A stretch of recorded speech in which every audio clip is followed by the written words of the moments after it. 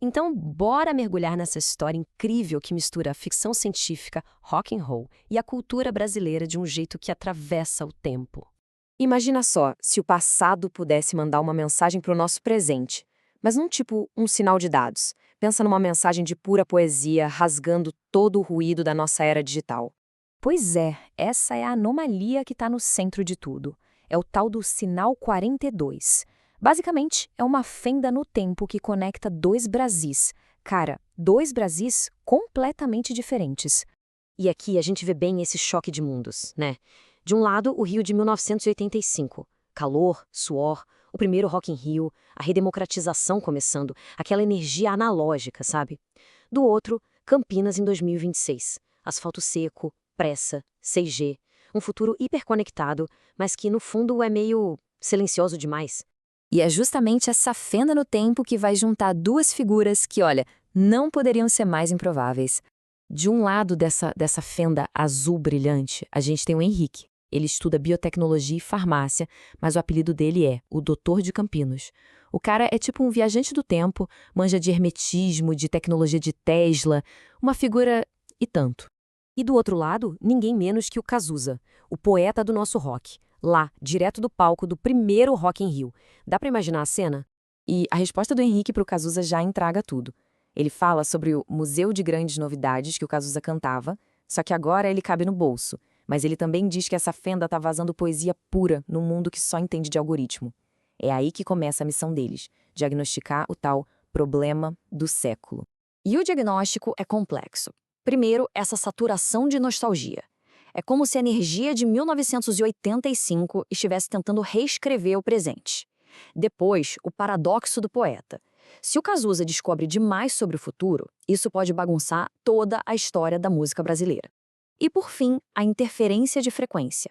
O sinal 42 está trazendo uma mensagem que talvez não estivéssemos prontos para ouvir. Ou seja, o buraco é bem mais embaixo. É uma crise cultural e temporal.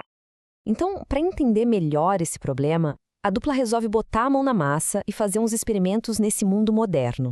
O primeiro teste é um show de rua. Assim, do nada. O Cazuza manda um riff de guitarra bem cru, direto de 1985. O Henrique, com a chave sônica tesliana dele, cria uma batida usando campos magnéticos.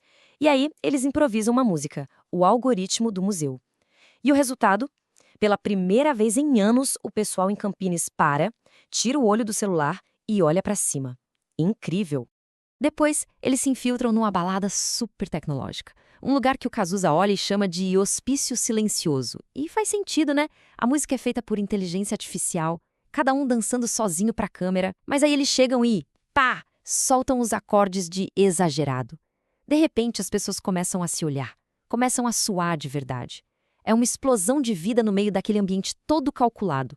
Ok, eles percebem que o problema é maior, é sistêmico. Então, o Henrique decide levar o Cazuza para o epicentro do entretenimento moderno, o Rock in Rio, edição de 2025.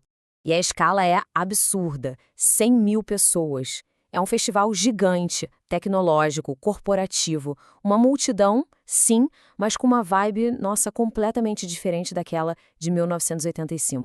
E o Cazuza? Ele fica simplesmente horrorizado. Ele olha em volta e pergunta, cadê o suor? Cadê o erro? Para ele aquilo não é música, é bula de remédio genérico, grama de plástico, som sem alma. Ele se pergunta se o rock virou trilha sonora para comercial de banco.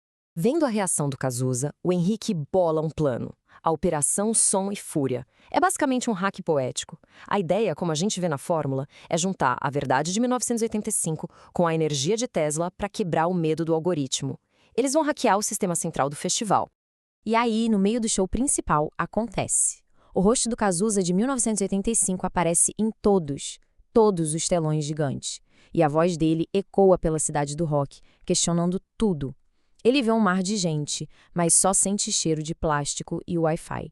Ele pergunta onde foi parar o perigo, a música que faz a gente querer mudar o mundo. E ele não alivia. Diz que trocaram sangue por likes, poesia por comercial de shampoo.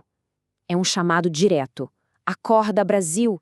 Ele grita que o futuro não é esse espelho limpinho que venderam pra gente. O futuro é o que a gente grita agora.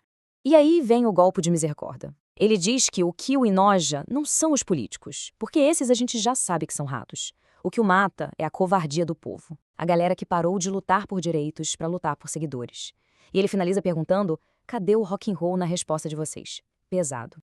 Bom, com o recado dado e o perigo de uma tal de polícia temporal chegando perto, a missão deles está chegando ao fim. Eles seguem um plano para restaurar o equilíbrio. O manifesto do Cazuza acorda a multidão.